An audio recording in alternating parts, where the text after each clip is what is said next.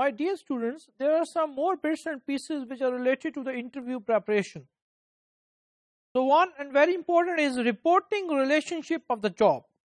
Ask following questions to determine the reporting relationship of the job to any other job in the organization.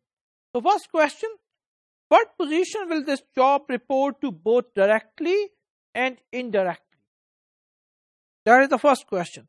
The second question, where does this job appear on the department's organizational chart?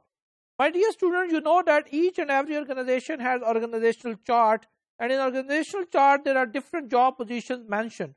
So it is your responsibility to mention that where this particular job for which interview is going to be conducted is related or is present.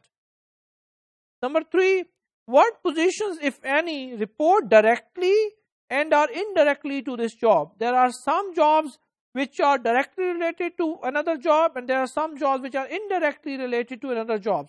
So you need to clearly mention that what positions report directly or indirectly to this particular job. And number 4, what is the relationship between this job and other jobs in the department in terms of level and scope of responsibility? So two things. One is the level and second is the scope of responsibilities. So you have to tell the relationship of this job to other jobs in the department, that how this job is related to other jobs in terms of its level and in terms of the scope of its responsibility. And what is the relationship between this job and other jobs in the organization? So what is the overall relationship of this job with other jobs in the organization?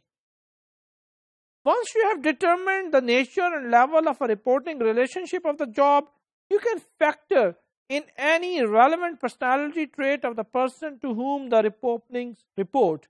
So you can tell if someone is reporting to the CEO and that person is the secretary of the CEO, obviously the secretary of the CEO has some particular personality trait, and such kind of personality trait can be judged in the interviewing. So as a part of interviewing preparation, you need to determine such kind of factors, such kind of personality traits which are very much important in terms of the reporting relationship of job to any other job in the company. Then comes the work environment after the reporting relationship. A job's work environment consists of the 4 distinct considerations. This is a very key point for the applicants. Most of the applicants consider the conducive work environment if they would like to be the part of that particular company. So jobs work environment consists of 4 distinct considerations. One is a physical working condition, that what kind of physical working condition it is, whether it is an outside job or it is inside job, or it's a field job or it is a remote area job.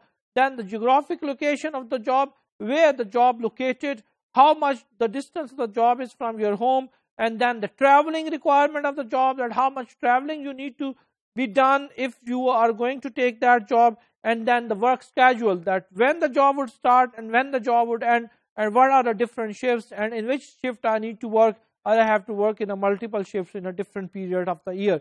So these are the key questions which we will discuss in the next few sessions as well. Then first of all, if you will see the physical working condition, if working conditions are ideal, few interviews will hesitate to inform prospective employees. So it is important to have an ideal working condition, but sometimes if there are not such kind of conditions, then the interviewers are hesitant to tell it to the applicant. This helps us the company and the job, because if the working conditions would be ideal, would be conducive, then obviously it would help to hire the good person for your company, perhaps even compensating for areas that fall short. Perhaps the starting salary is not up to par with that of a competitor, or the benefit package is not comprehensive. So it is important to tell something about the physical working conditions, and it would help to sell the company and the job. If the working condition leave something to be desired, the tendency is to omit reference to them when discussing the job, and in the hope that once employees begin work and discover the flaw in the work environment, they will adjust rather than leave. So it is not always the condition. Sometimes people would not like to be adjusted in that job, and then they leave straight away. And if they would leave straight away after you're interviewing and after hiring a candidate, obviously you need to announce a vacancy and then you have to repeat all the process once again. So it is very much important to give the realistic job preview. It is very much important to give a round of tour to the applicant about the company, so he would be more comfortable to know that what kind of physical working conditions are and how he need to be adjusted in the company.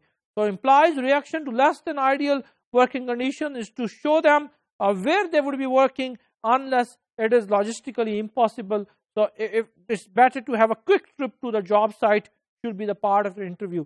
So if you would give them a quick trip of the job site, it would be great for the employee, for the prospective employees to be the part of the company. Otherwise, it may lead to enhance your employee turnover, and increase in the employee turnover would lead to the low profitability of your company. So it is a part of interview preparation that you need to tell your prospective employee about the physical working conditions of the job.